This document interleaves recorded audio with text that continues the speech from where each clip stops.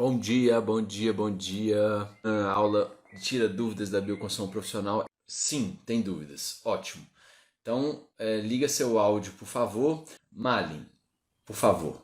Oi, bom dia. Bom dia. Olha, eu mandei minha pergunta no e-mail, mas eu abri o e-mail aqui. É, é o seguinte, eu tenho uma laje convencional já feita e onde vai ser erguido um primeiro andar. E isso é outra dúvida que mais para frente que eu vou lhe perguntar depois, é outra aula. E essa laje convencional, tem nervuras e blocos de cerâmica comum. Tá. Então, minha primeira pergunta eu gosto, assim, por baixo, né? Por baixo, eu preciso proteger o material, a cerâmica, o bloco de cerâmica e nervura, ou com pintura, ou com reboco, ou com cobrir com outra coisa, massa, né? Mas eu queria saber se dentro da bioconstrução tem algum material menos nocivo ao meio ambiente, né, que eu possa usar para fazer com que o teto lá embaixo fique bonito. Tá.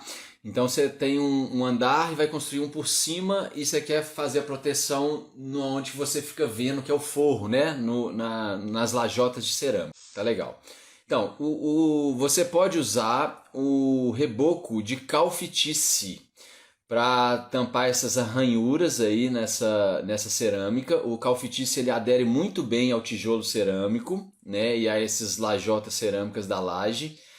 A massa de calfitice, a gente tem ela bem explicada no grande livro da bioconstrução. Então, no material didático, você vai conseguir pegar bem o traço para começar o experimento. Nunca pega aquele traço que está no livro e faz uma vez só na laje inteira. Você vai fazer em uma lajota um teste com uma variação um pouquinho de areia e outra variação um pouquinho de fibra.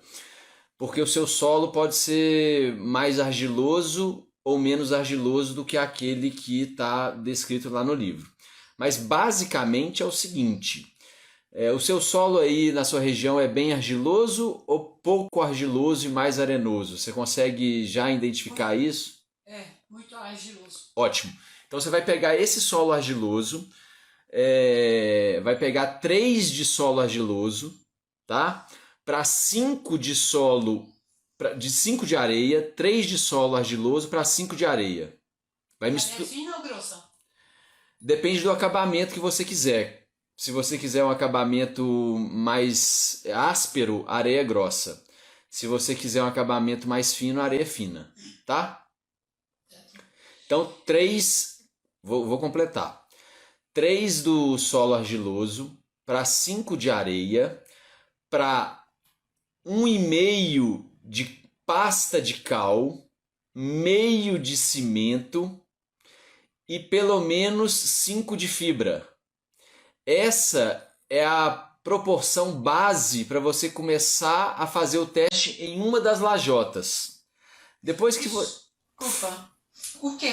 A fibra? Vou te explicar. Deixa eu te explicar o processo primeiro de aplicação para você depois. Aí a gente depois entra nesse negócio da fibra.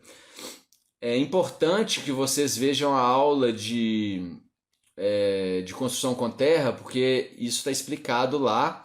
E os vídeos que a gente liberou ontem são 40 vídeos, com vídeos curtos de 5 a 3 minutos, que falam quais tipos de fibra usar em diferentes situações na construção com terra. Tanto para blocos de adobe, quanto para argamassa, quanto para pau a pique. Então esses vídeos são ouro, tá? Então, Malin, depois pode percorrer por esses vídeos lá. São os últimos módulos do curso. Tem esses vídeos curtos lá que tem falando sobre essas fibras, tá bom? Então depois você vai por lá. E aí, para fazer essa aplicação, você vai umedecer a cerâmica de baixo para cima e vai aplicar em uma cerâmica essa receita que eu passei. Se ela tiver uma boa aderência, mas trincar na hora de secar, você tem que botar um pouquinho mais de areia nesse traço. Então faz uma aplicação, primeiro umedece, porque se você não umedecer, ela vai trincar porque a cerâmica vai puxar a umidade da massa e vai trincar porque seca rápido e vai secar sem a água que é necessário para ela secar devagarinho, tá bom? Sim. A aplicação deve ser feita de no máximo 1 centímetro de espessura, não pode passar de 1 centímetro de espessura. Então você aplica primeiro, depois que você aplicar e quiser alisar, você deixa ela descansar por pelo menos 15 a 20 minutos, depois pega uma esponja e alisa com a esponja umedecida, tá bom? Essa aplicação pode ser feita com uma luva de borracha e com a mão, passando assim, não precisa de ser feita com a espátula nem com a colher de pedreiro, se você não consegue mexer com colher de pedreiro e espátula. Mas se conseguir mexer com a espátula, pode ser com a espátula também pressionando contra a superfície. Então, umedeceu, aplicou, depois de aplicado 15 a 20 minutos de descanso para você alisar e ficar bem lisinho. Esse reboco de calfitice, a fibra deve ser fibras secas, sem espessura, ou seja, não pode ser um capim braquiária que tem espessura de um dedo.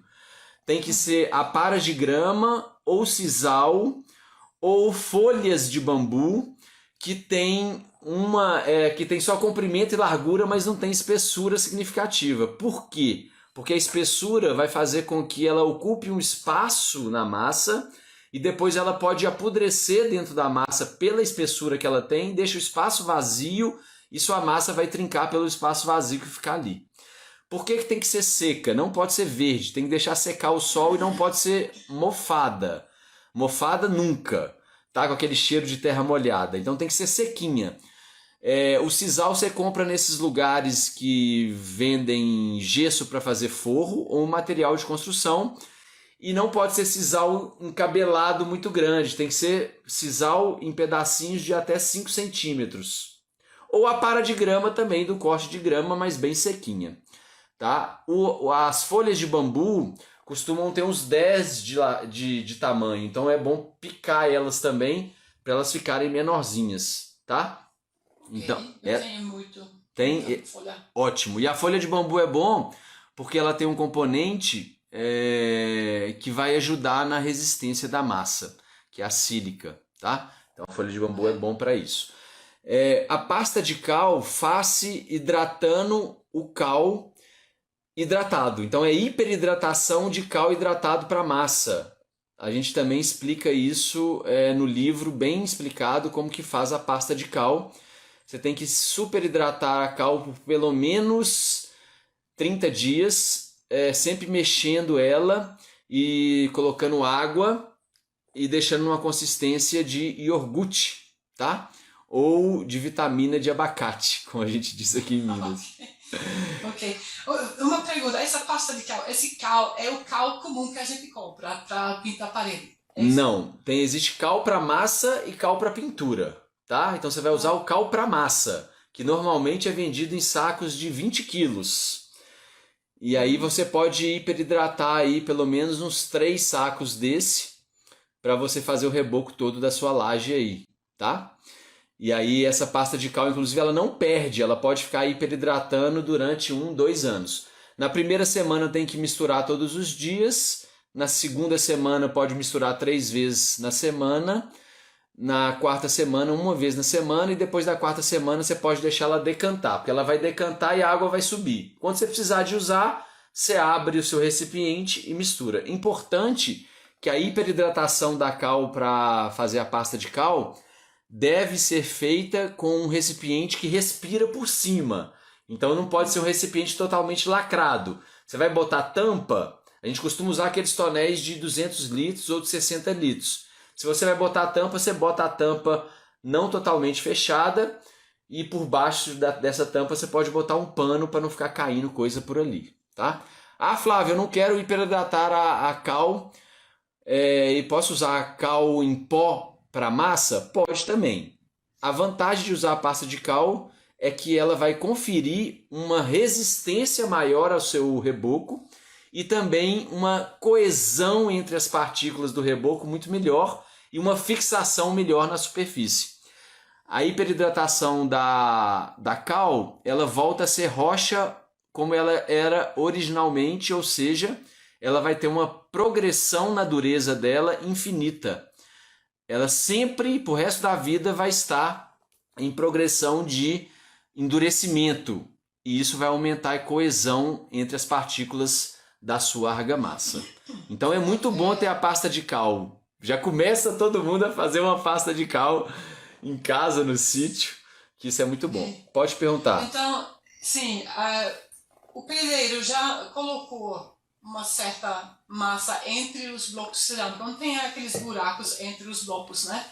Ele botou um tipo de rejunte já, assim convencional, né? Sim. Mas essa massa, essa pasta de cal, ele gruda nisso aí, né? A pasta de cal junto com a argamassa que eu te falei a receita. Exato, assim. Vai grudar. Mas, assim, ele já botou rejunte entre os blocos, mas isso não impede que não. usar essa... Eu usei essa mesma massa para rebocar o meu muro aqui de casa, que é de tijolo cerâmico, lajota cerâmica, e foi assentado com massa de cimento e areia convencional. E então eu posso usar isso aqui em cima do rejunte, né? Pode usar de baixo para cima, vai pegar no rejunte, vai pegar na lajota e você pode usar ela assim. E na nervura também, vai grudar, né? Vai grudar muito bem. Por isso que eu tô te passando o calfitice, que ela tem um traço de cal e cimento para ajudar nessa aderência aí na cerâmica, tá? É calfitice. Cal é de cal, fi de fibra, ti de terra e si de cimento.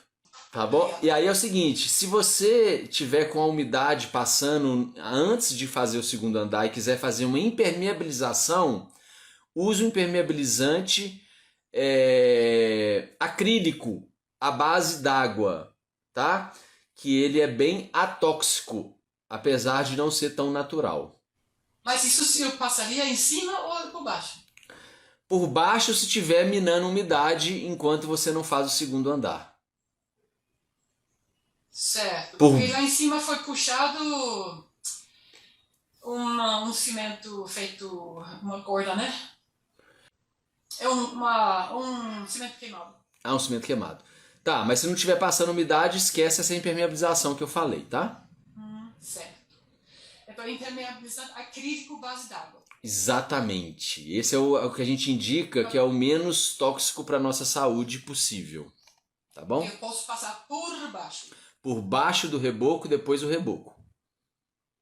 Por baixo do reboco. E por cima da laje também? Sim, ele é indicado inclusive para laje, tá? Sim. É por cima, né? Lá no cimento queimado. Beleza. Agora você falou de uma escada de bambu, né?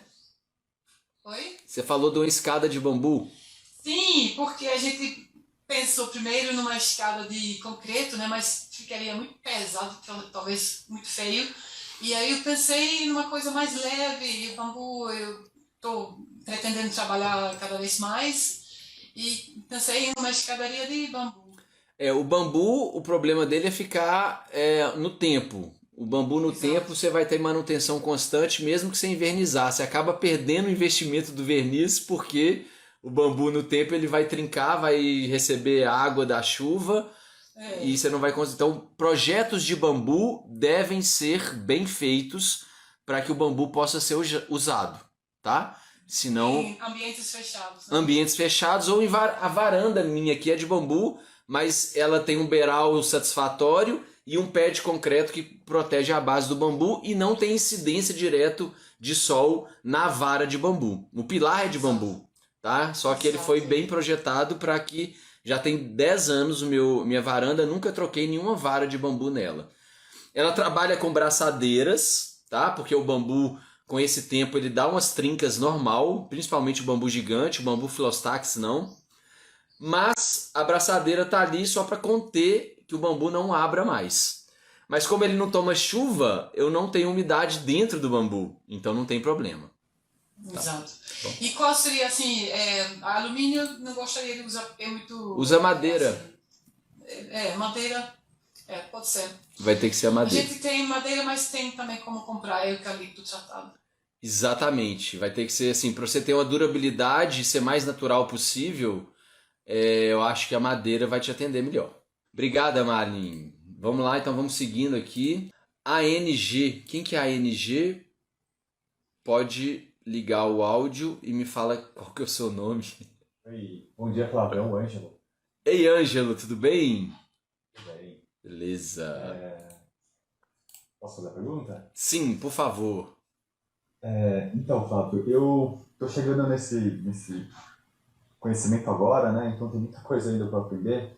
A minha dúvida não chega por enquanto ainda sobre a questão de estrutura e tal, e de construção, né? Um pouco antes disso, seria entender, assim, para eu fazer qualquer tipo de construção, eu vou precisar criar uma planta, fazer um tipo de registro, ter uma assinatura, porque a princípio eu penso em construir coisas pequenas mesmo para poder ir pegando a manha, entendendo como funciona. Por exemplo, pequeno que eu estou falando, um galpão para guardar ferramenta, um puleiro, uma casa para cachorro, mas logo mais para frente, né, começar a fazer sim alguma estrutura para moradia. E aí é nesse ponto aí que eu ainda eu não sei nada, né? Eu preciso fazer um desenho de uma planta, ter um registro, uma assinatura, esse tipo de... Tá. Ângelo, você já está respondendo a sua pergunta, se você olhar bem. Eu não sei nada, eu preciso de fazer alguma coisa, algum projeto, algum desenho, um planejamento.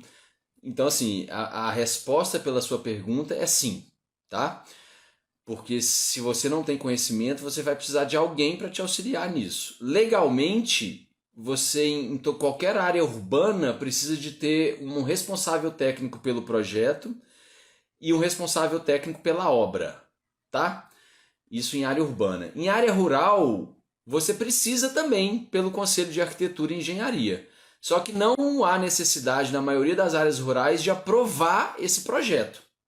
Então você tem uma liberdade maior de você experimentar na sua própria terra.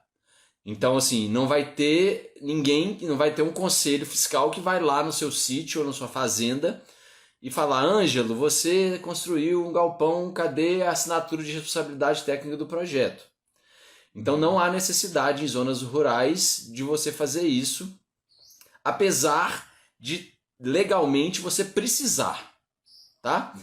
Como aqui na bioconstrução as pessoas gostam de ter autonomia para realizar seus próprios projetos, eu te sugiro começar não pelo um galpão, mas por uma coisa bem menor do que isso, né? Talvez uma casinha menor de ferramenta do que um galpão grande, para você experimentar as técnicas junto a uma mão de obra que vai te auxiliar a deixar, por exemplo, um pilar aprumado, um pilar em pé, né? Isso é importante. Colocar o pilar na fundação, igual eu dei uma consultoria breve lá no WhatsApp pro Ivan. Então essas coisas você tem que ter um conhecimento para você não desperdiçar tempo e dinheiro, tá?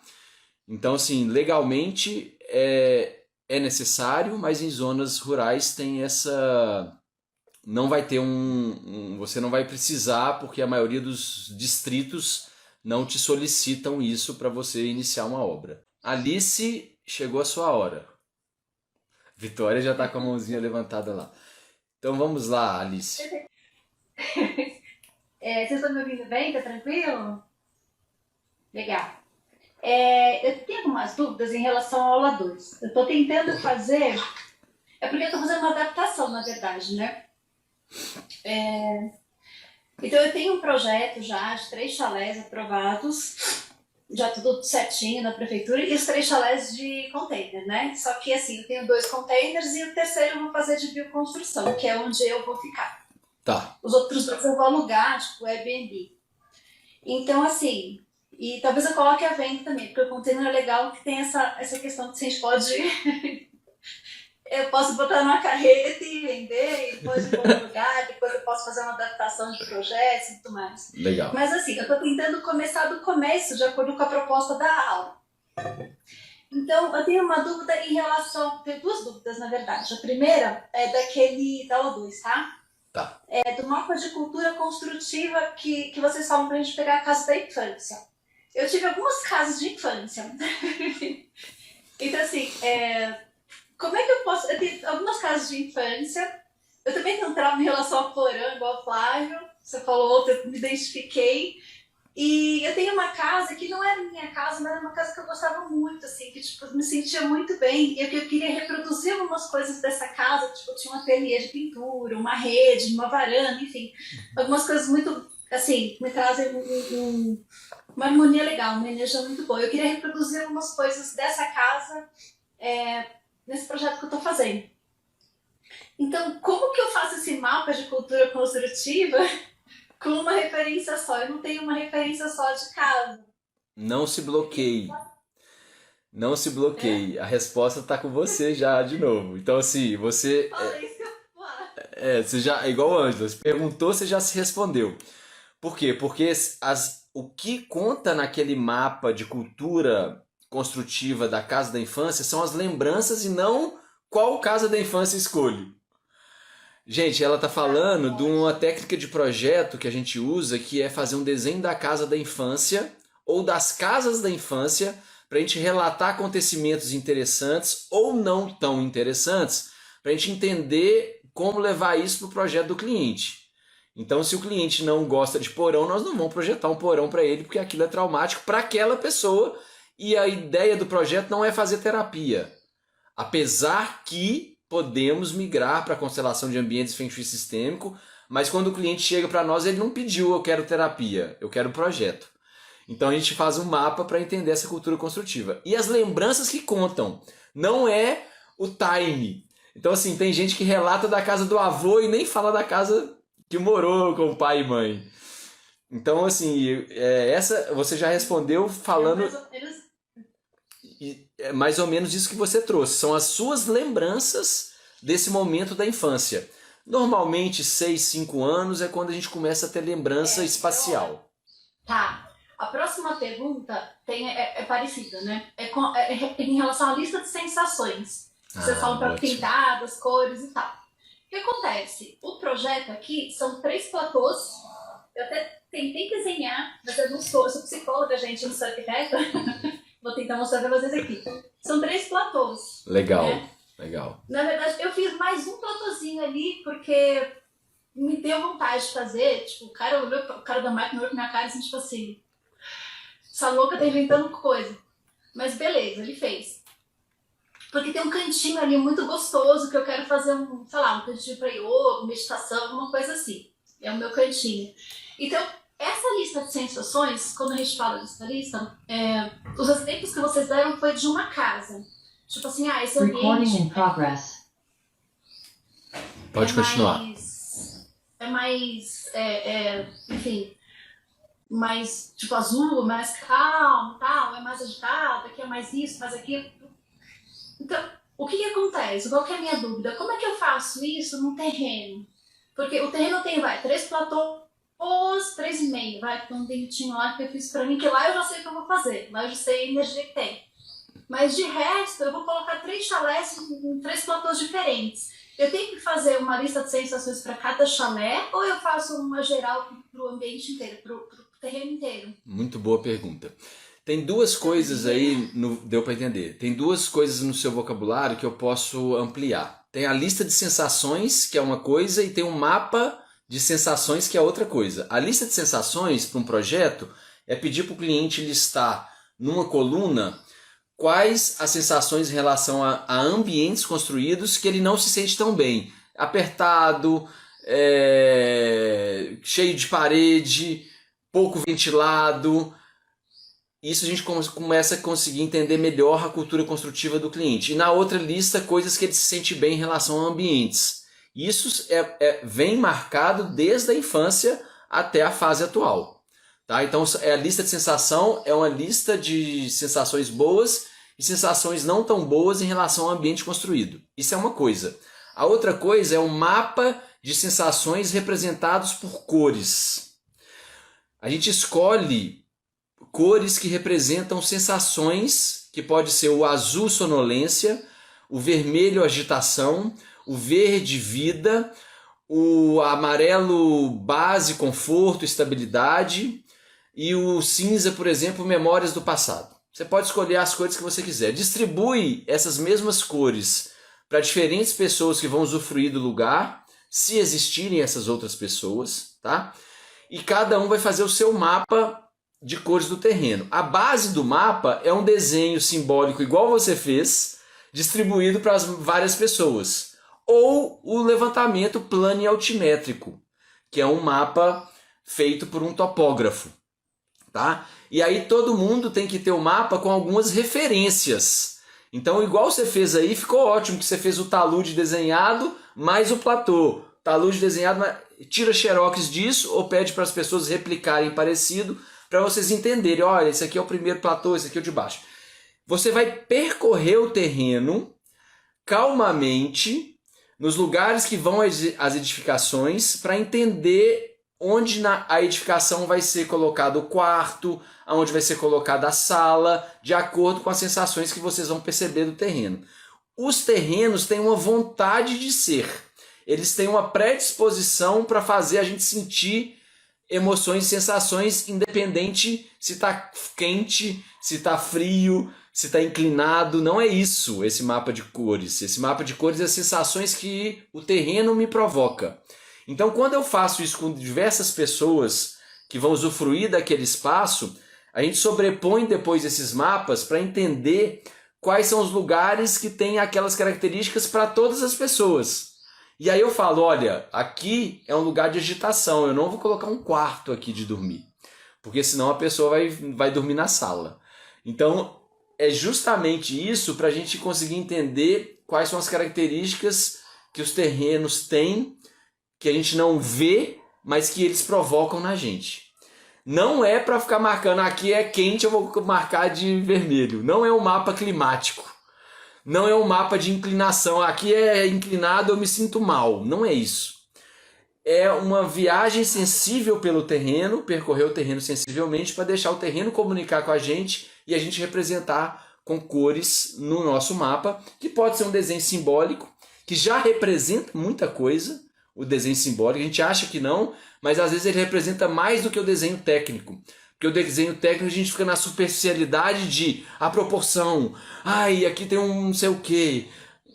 Então pode ser um desenho desse bem intuitivo igual você fez, tá?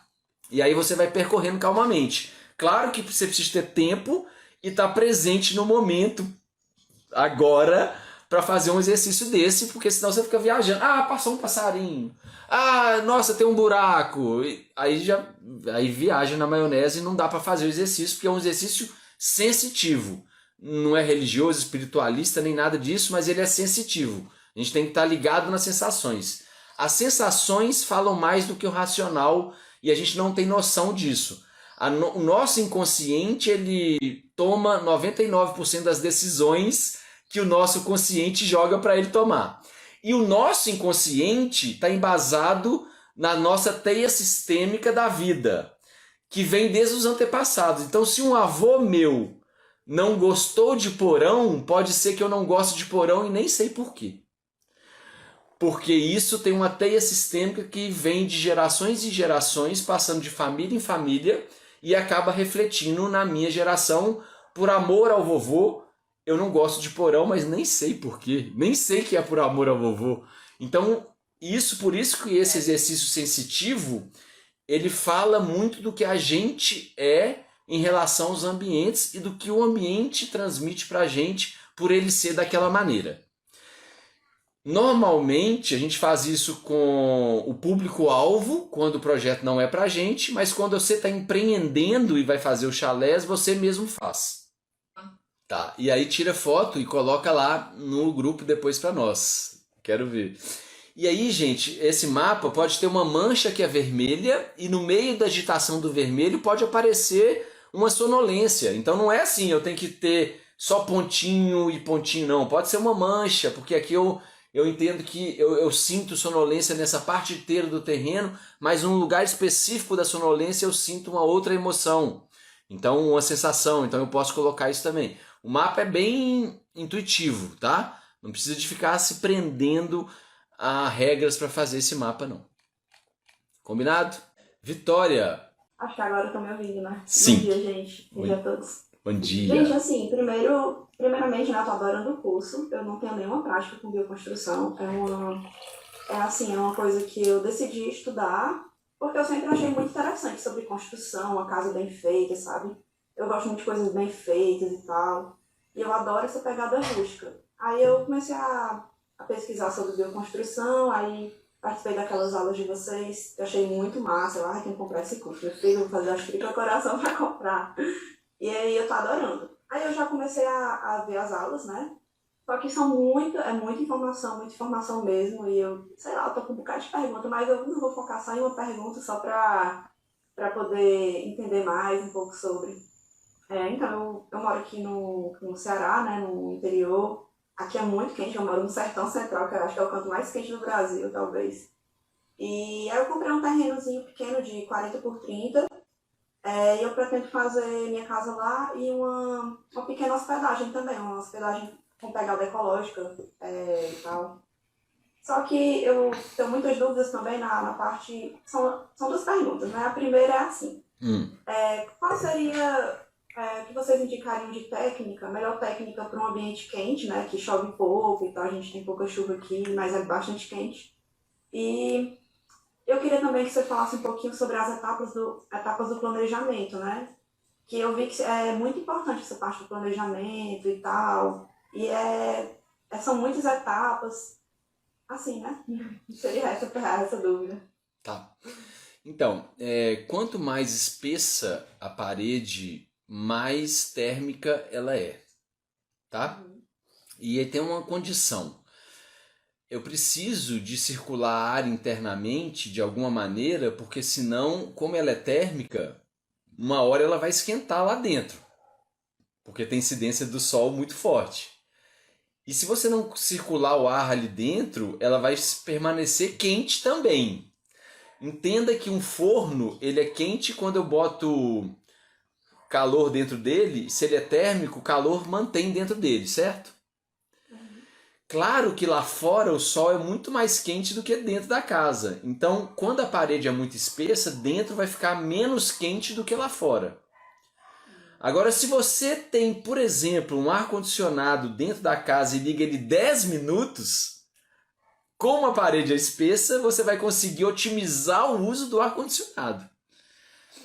Então, a pessoa acha que só de construir a casa com a parede de terra vai esfriar a casa. Não é isso, não é isso que acontece. Ela é térmica. Então, a gente tem uma casa em Teresina super quente. Eu acho que rola de disputar aí com o calor do Ceará, hein? Lá em Teresina é quente mesmo. E quanto mais espessa essa parede, então, mais ela vai ser térmica. E lá em Teresina a pessoa usa o ar-condicionado, mas muito menos, 80% menos que o vizinho.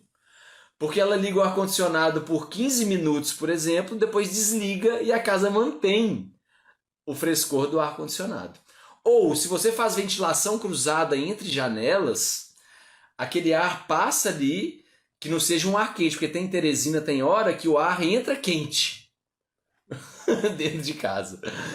Aqui também é assim, tipo, o vento daqui é quente, mas, assim, por exemplo, a casa que eu moro hoje é uma casa convencional, né? Porque aqui onde eu moro não tem nenhuma... Aliás, tem construção ecológica de casa de taipa, mas é a casa de interior bem antiga, sabe? E a gente vê que a maioria não é bem construída, é toda rachada. Sim. Enfim, aí é isso, mas o vento é quente mesmo. Então assim, nesses casos, eu não... só se você já não tem costume de ar-condicionado. Ah, Flávio, eu nunca usei ar-condicionado. Agora, se tem algum costume, pode ter o ar-condicionado para você conseguir otimizar o uso do ar-condicionado e a sua casa vai ficar mais fresca. Qual que é a parede mais espessa que a gente pode fazer? Pau a pique costuma ser fino.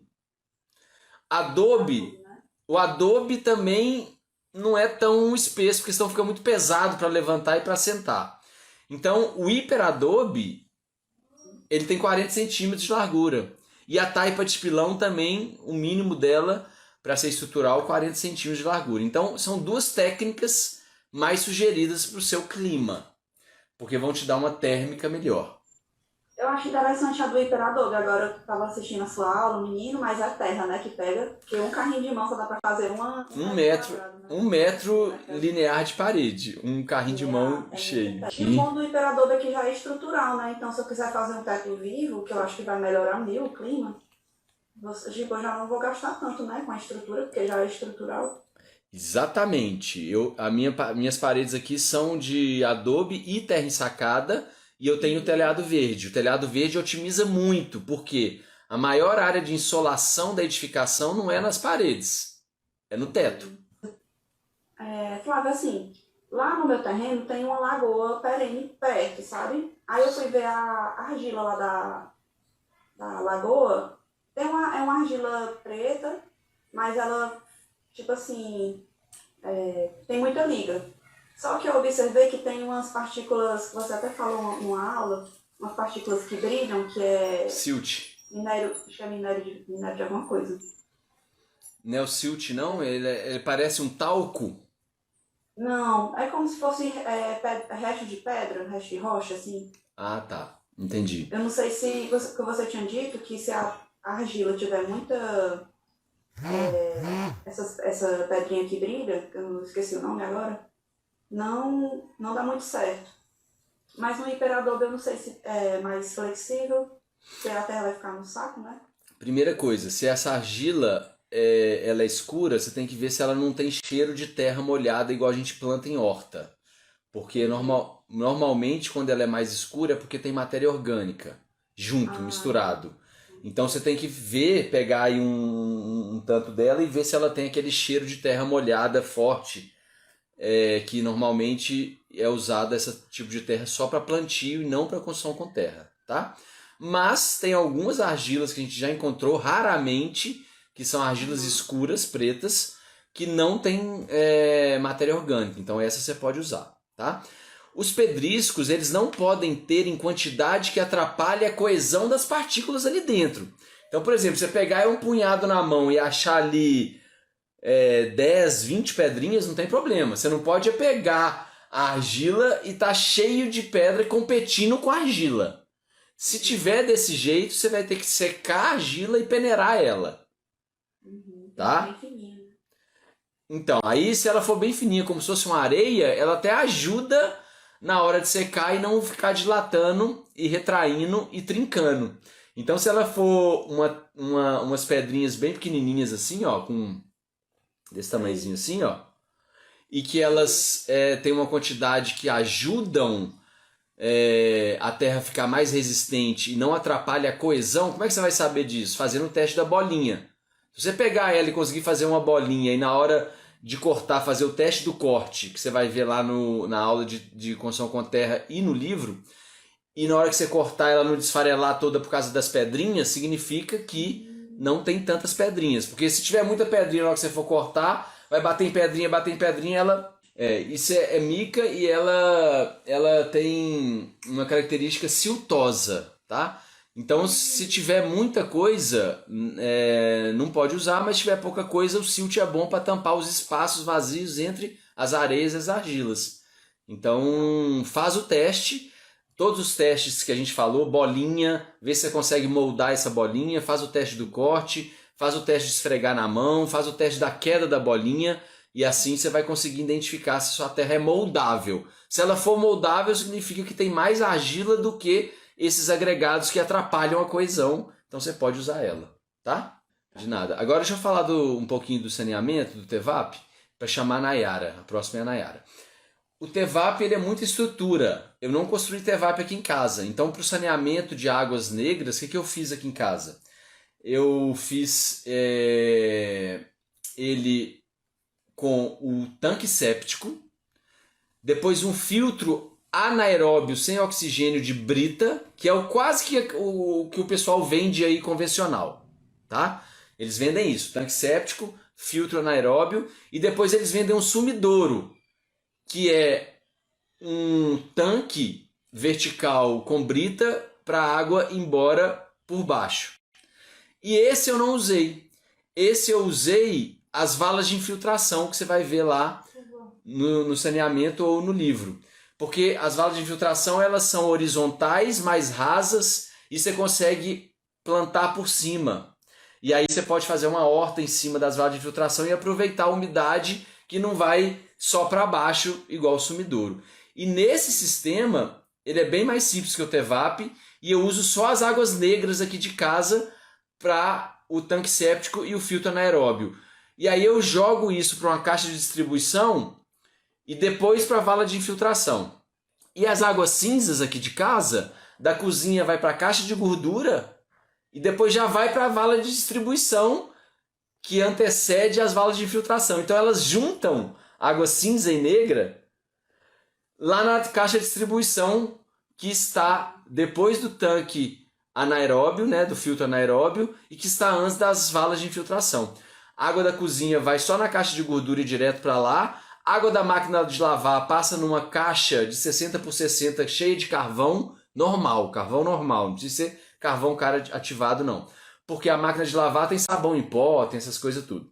Então o carvão serve para filtrar os sulfatos e outros componentes químicos da lavagem das roupas. Eu usei mais de 6 anos aqui em casa só sabão em pó, em barra, sabão em barra quer dizer, ralado, mas eu cansei de ralar sabão em pó, de coco, esse sabão de coco, né, em barra, eu ralava ele, mas eu cansei de fazer isso e hoje eu uso sabão em pó convencional, fiz uma caixa de carvão e aí essa caixa, depois da caixa de carvão, vai direto para a caixa de distribuição que antecede a vala de infiltração. Mais uma vez, água cinza juntando com água negra ali nessa caixa de distribuição.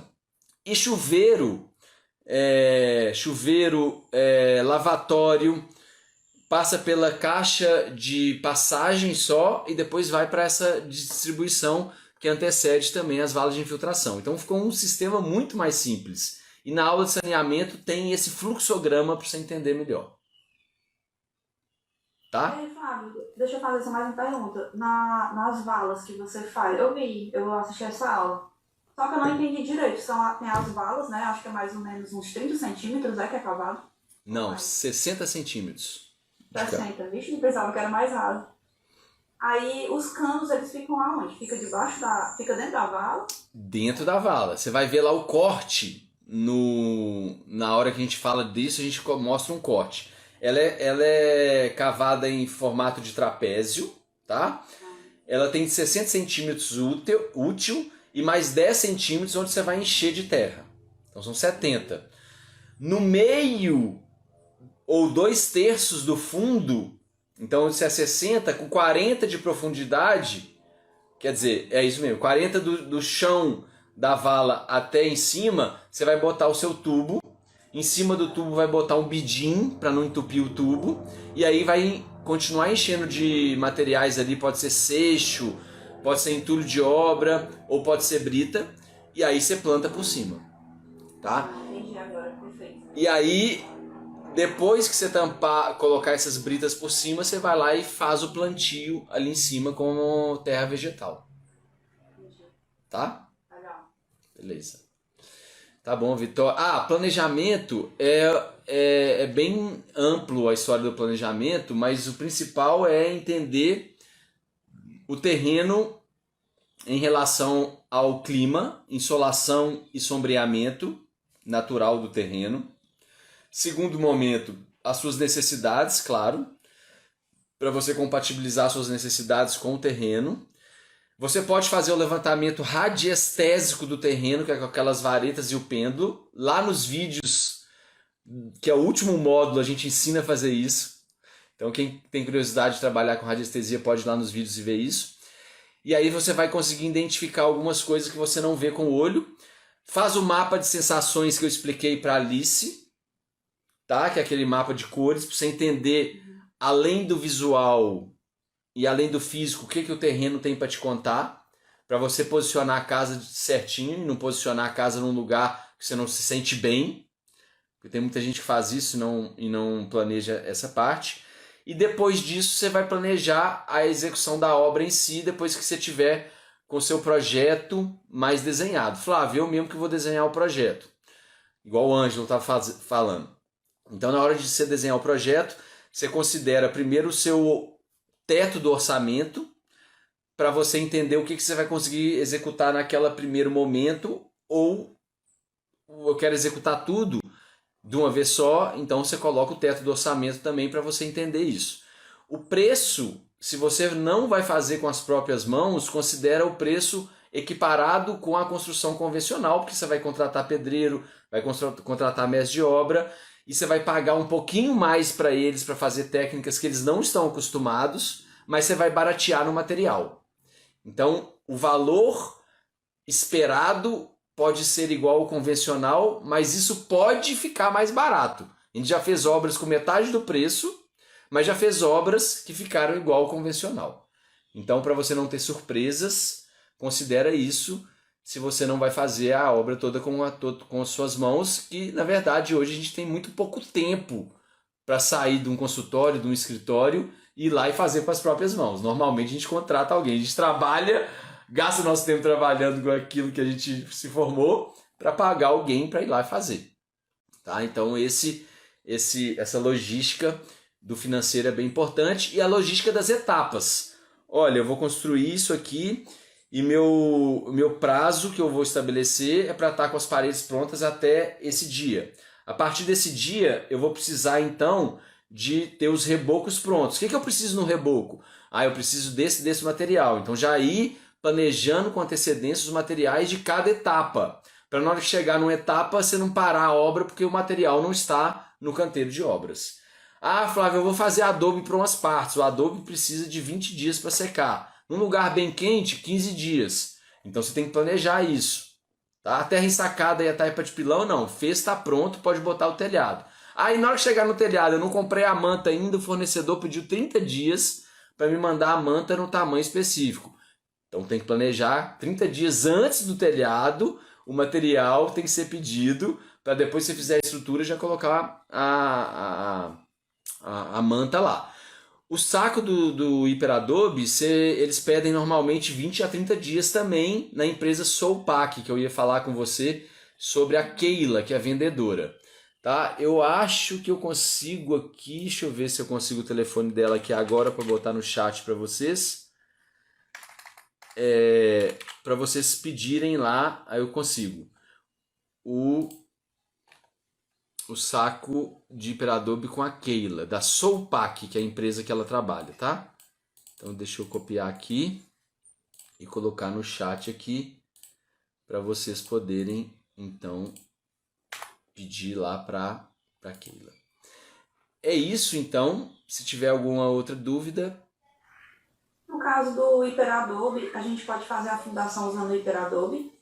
Fundação, ela é uma relação entre o peso da parede e a resistência do subsolo. Então eu não consigo te falar se você vai fazer qual profundidade. Agora o Hiperadobe, só com terra e areia, não é indicado fazer fundação. Não é indicado fazer fundação de Hiperadobe quando você for encher o saco só de terra e areia. E aí você vai... não, Flávio, eu vou encher de solo ou cimento o saco e vou fazer ele embaixo. Solo cimento, ele não é resistente a movimentos do subsolo. Subsolo que movimenta muito precisa de alguma coisa que é resistente a esforços de tração, torção e flexão. Quem que resiste isso? Ferragem.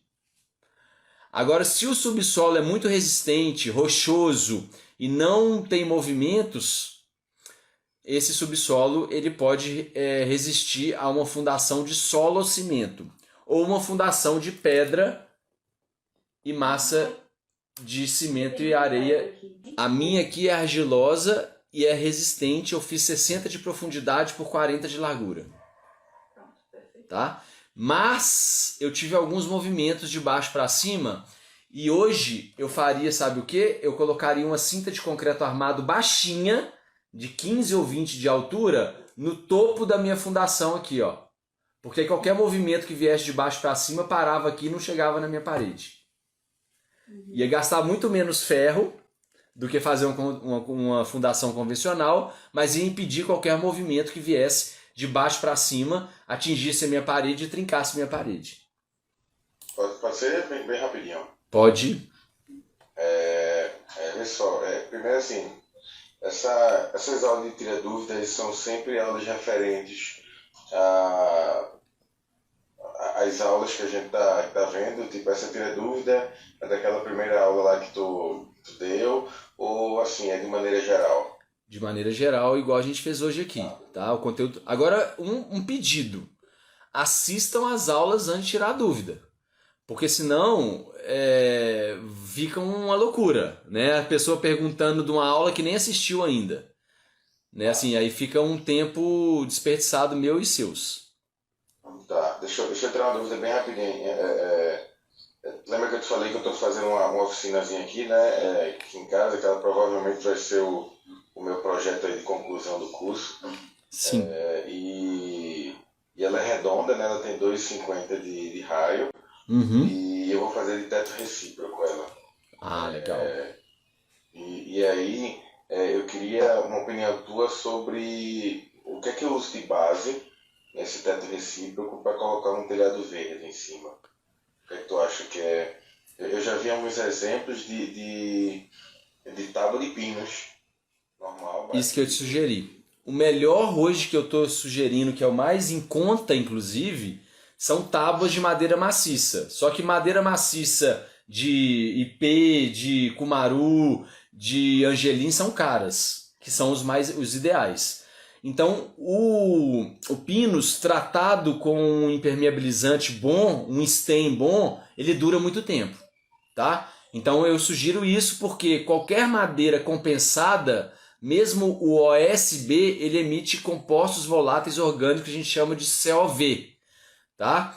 Então esse COV, inclusive eu tenho um telhado meu aqui do meu quarto de OSB certificado com a certificação E1 de baixa emissividade de formaldeído, mas eu sinto que não está me fazendo bem. Então eu vou trocar meu telhado e vou colocar tábua de madeira maciça invernizada não, com stain na verdade, que o verniz e o stain são produtos diferentes. Para mim manter o meu telhado verde. O meu telhado verde ele tem a base de OSB e eu não estou gostando mesmo o OSB que tem certificação de baixa emissividade desse gás tóxico que é o formaldeído, ureia formaldeído. Então faça de tábua, tá? Massa. Só uma outra dúvida, bem rápido, que alguém falou de bambu aí, eu lembrei. Eu vou fazer algumas paredes dessa oficina de taipa-limão. E aí eu queria saber se o bambu dentro da taipa-limão, dentro do pau-a-pique, ele é uma boa escolha ou ele não apodrece dentro não, né? Porque fica isolado, não é isso? Ele é uma boa escolha. Ele fica isolado e ele apodrece menos, mas cuidado com o tipo do bambu que você vai usar. Aquele bambu verdinho, amarelo com os traços verdes, ele tem muito amido, tá? Então... É exatamente isso que eu queria entrar já assim, na mesma pergunta. Você acha que eu preciso tratar esses bambus para colocar dentro da taipa? Se eu tratar só o fogo já resolve ou um tratamento químico? Só o fogo já resolve para dentro do pau-a-pique, tá? Não precisa de colocar nenhum produto tipo octoborato, nem nada disso não.